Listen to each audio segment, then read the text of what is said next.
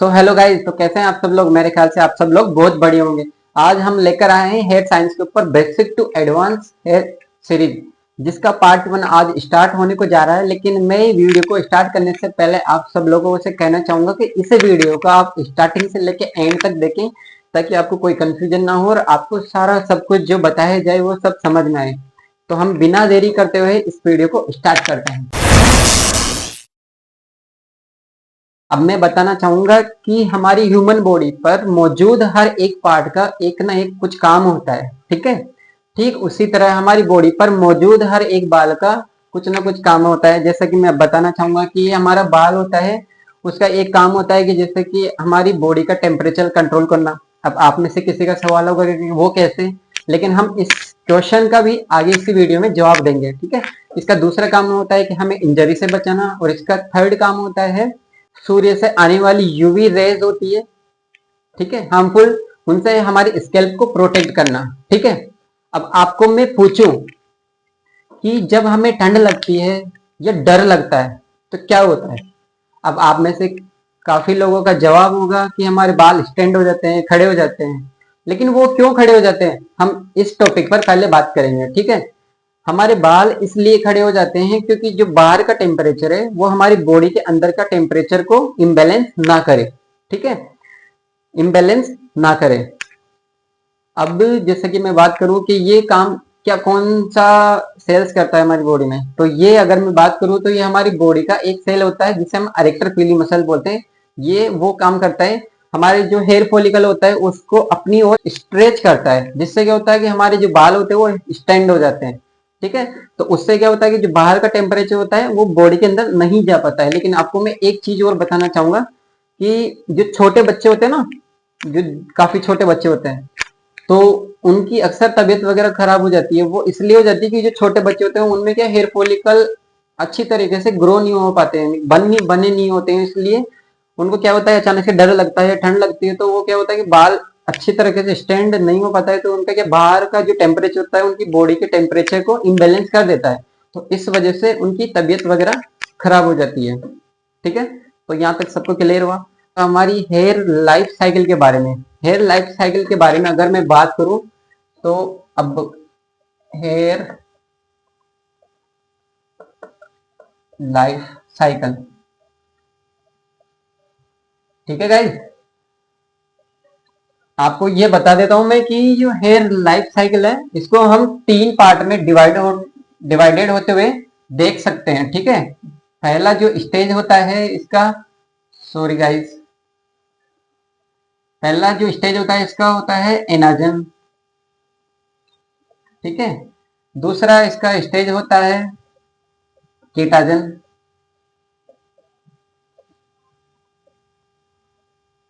और इसका जो थर्ड स्टेज होता है उसको बोलते हैं टेलोजन,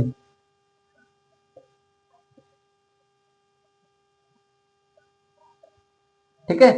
तो इसके तीनों स्टेज होते हैं। जो हमारे जो बालों की ग्रोथ की साइकिल होती है ना, वो इन तीनों स्टेज के अंदर होती है। तो लेकिन हम इन टॉपिक को स्टेप बाय स्टेप समझने से पहले हम हेयर स्ट्रक्चर को समझेंगे, ताकि हमको इन तीनों टॉपिक को समझने में कोई कंफ्यूजन ना हो या हमें आसानी से समझ में आ सके, ठीक है। तो हम हेयर स्ट्रक्चर को समझेंगे, ठीक है। Hair structure, hair structure, structure, ठीक है। अब हेयर स्ट्रक्चर को हम 2 पार्ट में डिवाइड करेंगे, जिसे का जो पहला पार्ट होता है उसको बोलते हैं हम विजुअल पार्ट, विजुअल पार्ट, ठीक है। विजुअल पार्ट जो जिसे हम देख सकते हैं, ठीक है। विजुअल पार्ट हम हेयर शाफ्ट को बोलते हैं, हेयर शाफ्ट को बोलते हैं, किसको बोलते हैं, हेयर शाफ्ट को, हेयर शाफ्ट को बोलते हैं, ठीक है। और दूसरा इसका जो पार्ट होता है इसे हम इनविजुअल पार्ट बोलते हैं, इनविजुअल पार्ट बोलते हैं, ठीक है। जिसे हम रूट्स बोलते हैं, क्या बोलते हैं, रूट्स बोलते हैं, ठीक है। अब इन दोनों में मैं आपको एक डिफरेंट बताना चाहता हूँ, ठीक है। तो जो विजुअल पार्ट होता है, एज ए हम हेयर ड्रेसर इस पे वर्क करते हैं, ठीक है। जो हमारा ये जो विजुअल पार्ट होता है, हेयर हेयर साफ, ये एक लाइफ लेस पार्ट होता है जिसे हम कट कर सकते हैं, इस पे हम वर्क कर सकते हैं। तो इसका जो हम कट करते हैं तो हमें पेन नहीं होता, वो इसलिए नहीं होता क्योंकि इसमें लाइफ सेल नहीं होते, ठीक है। तो इस पे एज ए हम हेयर ड्रेसर वर्क करते हैं, विजुअल पार्ट जिसे हम हेयर साफ बोलते हैं। दूसरा ये पार्ट होता है इनविजुअल पार्ट, जो रूट्स होता है जिसपे अक्सर डॉक्टर वर्क करते हैं, उस पे हम हेयर ड्रेसर कोई वर्क नहीं करते हैं, ठीक है। और अगर मैं अब आपको ये, अगर आप स्क्रीनशॉट लेना चाहें तो ले सकते हैं, ठीक है। अगर आप नहीं ऐसे तो वीडियो को रिवर्स करके देख सकते हैं, मैं आपको यहां से मिटा देता हूं, ठीक है। आपको एक चीज और बताना है तो आप वो समझिएगा पहले।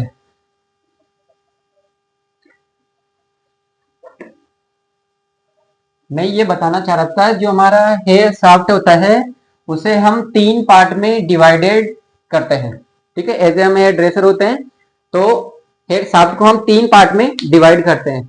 जो इसका 3 पार्ट में डिवाइडेड करना हो गया, इसका जो फर्स्ट पार्ट होता है उसे हम बोलते हैं रूट्स। क्या बोलते हैं? रूट्स। दूसरे को बोलते हैं मिड लेंथ,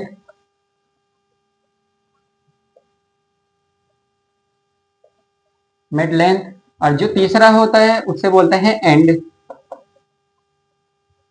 ठीक है। अब आप में से किसी का सवाल होगा कि आपने तो बोला था कि रूट्स, तो आप बोल रहे थे कि रूट्स पे तो आप काम ही नहीं करते, उस पे तो डॉक्टर काम करते हैं। लेकिन मैं आपको बताना चाहूंगा कि जो ये रूट्स होता है, हम एज ए हेयर स्टाइलिस्ट होते हैं, वो जो स्केल जो हम देख सकते हैं, जो स्केल्प एपिडर्मिस जो हमारी लेयर होती है स्केल्प की, वो हम आगे बात करेंगे एपिडर्मिस वगैरह क्या होता है, ठीक है। जो बाल हमें बाहर दिखाई देता है एज ए हम हेयर ड्रेसर, उसे क्या बोलते हैं? हेयर रूट्स, ठीक है। उसका जो आगे का पार्ट होता है उसे हम मिड लेंथ बोलते हैं, जो एंड होता है वो एंड। ये बालों का जो एक, ये जो डिवाइडेड किया है ना अपन ने, तो ये क्या होता है कि जैसे कि एक हमें देख लो, अपन जैसे इंसान को देख लो, जैसे वो क्या होगा, पहले बच्चा है, फिर बड़ा हो जाएगा, फिर बूढ़ापे में आके खत्म हो जाएगा, ठीक उसी तरह जो ये जो रूट्स होता है, ये एक नया बाल होता है। फिर ये उसके बाद में जैसे कि हम यंगेस्टर होते हैं, तो यंगेस्टर का मतलब ये एक जो बीच का है ये एरिया, हमारे जैसे हमको कंपेयर करके देख लो कि हम यंगेस्टर है, तो मतलब ये एक यंगेस्टर है, ठीक है। एंड मतलब ये हो गए कि जो ओल्ड होते हैं वो ये हो जाता है, तो उसके बाद में क्या होता है कि बाल खत्म होना ही है, तो ऑब्वियसली बात है, ठीक है। तो ये तो हो गया हमारा हेयर स्ट्रक्चर का सीन, ठीक है। अब हम चलते हैं हमारे हेयर लाइफ साइकिल के बारे में पढ़ने, ठीक है।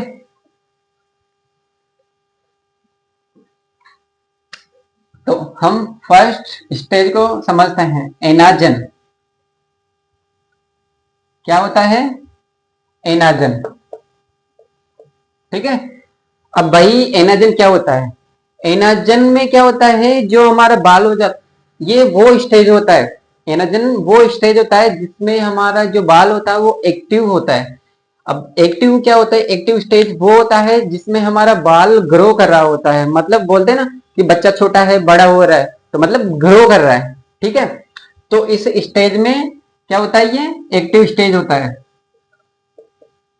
एक्टिव स्टेज होता है, ये एक्टिव स्टेज होता है। अगर मैं इसके टाइम पीरियड की बात करूं, टाइम पीरियड की बात करूं मैं, तो ये 3 to 6 ईयर, 6 ईयर के बीच में रहता है। हाँ गाइज, ये इसका जो एनाजन का टाइम पीरियड होता है वो 3 to 6 ईयर के एवरेज में होता है। किसी किसी के तो इससे भी ज्यादा होता है, किसी किसी के इससे भी कम होता है। बाय द वे आपने सुना होगा, ज्यादातर कभी कोई क्लाइंट बोलता है कि जैसे कि मेरे के इस लेंथ पे आके मेरे बाल बढ़ते नहीं है, और किसी किसी के ये लंबे बाल होते हैं, सुना होगा आपने ऐसा। वो ऐसा होता है कि उनका होता है ना, जो टाइम पीरियड किसी का अगर कम है तो उनकी लेंथ बढ़े कम बढ़ेगी, उसी के हिसाब से बढ़ेगी। 3 साल में कितना बढ़ सकता है वो आपको आगे बताएंगे कि पर डे कितना बढ़ता है बाल, और महीने में कितना ग्रो होता है, ठीक है। तो वो हम इसी वीडियो में आगे पढ़ेंगे, ठीक है। तो आप उसका कैलकुलेशन करके समझ जाओगे, ठीक है। तो ये होता है, क्या होता है? एक्टिव स्टेज होता है। टाइम पीरियड की बात करें तो ये 3 to 6 ईयर का होता है, ठीक है। अब दूसरे स्टेज की बात करते हैं अपन, तो होता है वो केटाजन। क्या होता है? केटाजन। अब भाई आपने ये तो बता दिया कि एनाजन ही होता है, लेकिन केटाजन क्या होता है? तो केटाजन स्टेज में क्या होता है, यहाँ पे ध्यान दीजिएगा।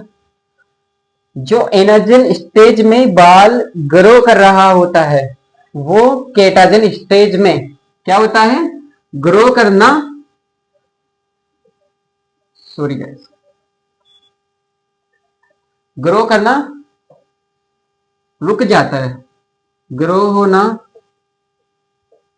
होना रुक जाता है।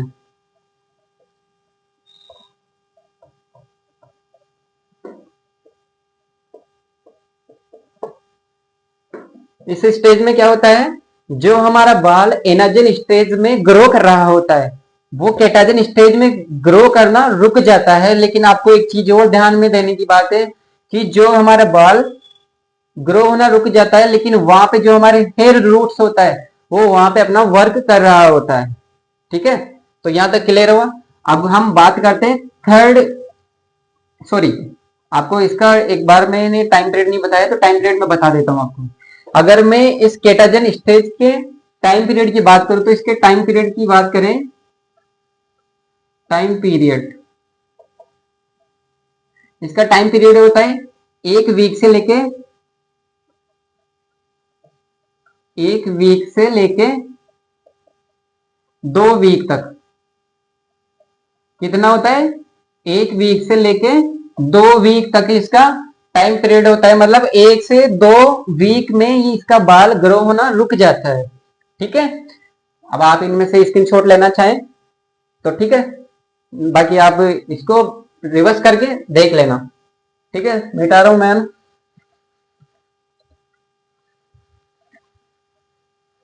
अब इसका जो थर्ड होता है,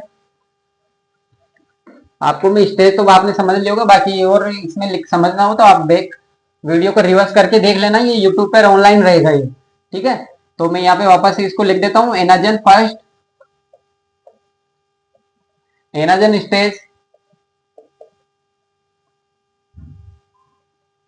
एनाजन स्टेज। दूसरा हो गया केटाजन, केटाजन स्टेज। तो अपन ने इन तीनों को समझ लिया है, दोनों को सॉरी सब दो इन दोनों दोनों स्टेज को समझ लिया है। हम दोनों ने क्या किया, इन दोनों स्टेज को अच्छे से समझ लिया है। अब बात करते हैं टेलोजन। अब टेलोजन क्या होता है? ये टेलोजन इसका तीसरा स्टेज होता है। टेलोजन तीसरा स्टेज होता है।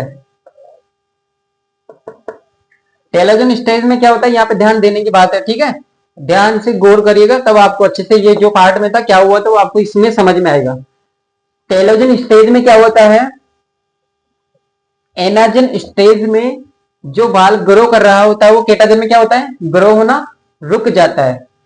और टेलोजन स्टेज में क्या होता है? जो बाल केटाजन स्टेज में ग्रो करना रुक जाता है वो एनाजन स्टेज में रूट से अलग हो जाता है। क्या हो जाता है? रूट्स से अलग हो जाता है। अलग, सॉरी गाइस, अलग हो जाता है।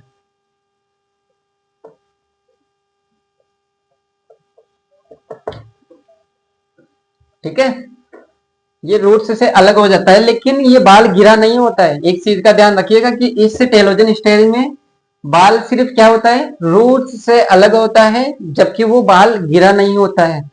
और अगर मैं इस टेलोजन स्टेज के टाइम पीरियड की बात करूं, टाइम पीरियड की बात करूं तो ये 3 मंथ से लेके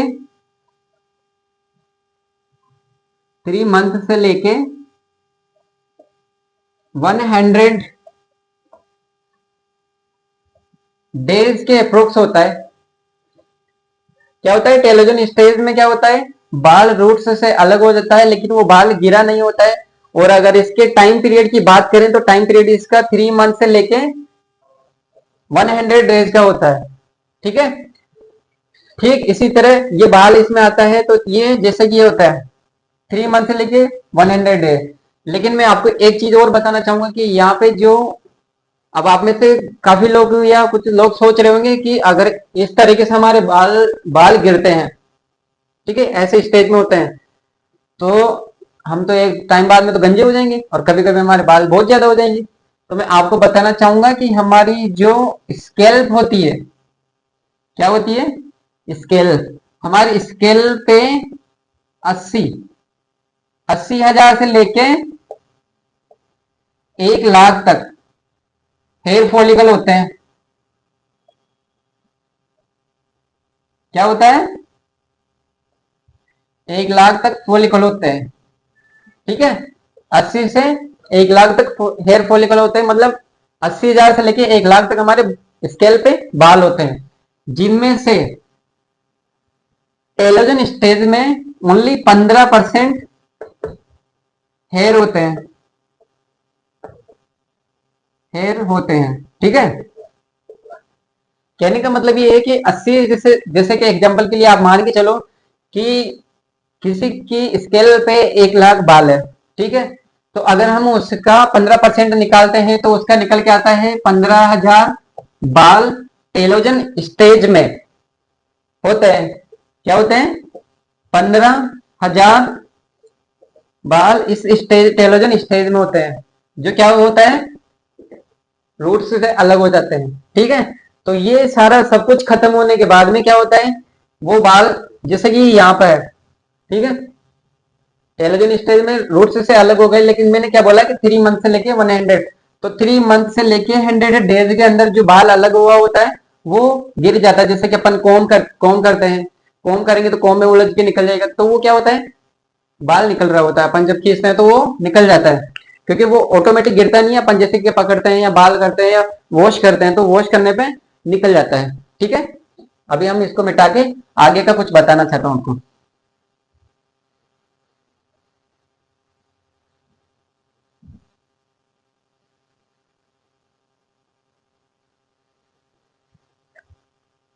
ठीक है, अब अपन कहां तक बात कर ली थी, जैसे कि टेलोजन स्टेज में, हाँ, कि 15% तक हमारे बाल गिरते हैं, ठीक है। और फिर से वही वापस एनाजन स्टेज शुरू हो जाता है। एनाजन स्टेज में मतलब जैसे कि टेलोजन डेज के अंदर 3 मंथ से लेके 100 डेज में क्या होता है कि जो बाल गिरना होता है वो गिर जाता है, बाकी फिर वहां से क्या होता है कि नया बाल निकलने लग जाता है, तो वो उससे फिर से वापस वही साइकिल शुरू हो जाती है, जो एनाजन होएगा फिर कैटाजन होएगा फिर से वापस टेलोजन होएगा, ठीक है। तो वो ऐसे चलते रहता है, तो ये साइकिल ऐसे चलती रहती है, ठीक है। तो अब आपको मैं एक चीज और बता देता हूँ कि टेलोजन तो आपने समझ लिया। अब आपको मैं ये बताता हूँ कि यहाँ पे जो हमारा हेयर होता है, अ, हमारे हेयर, हमारी हमारी स्केल, स्केल के हेयर,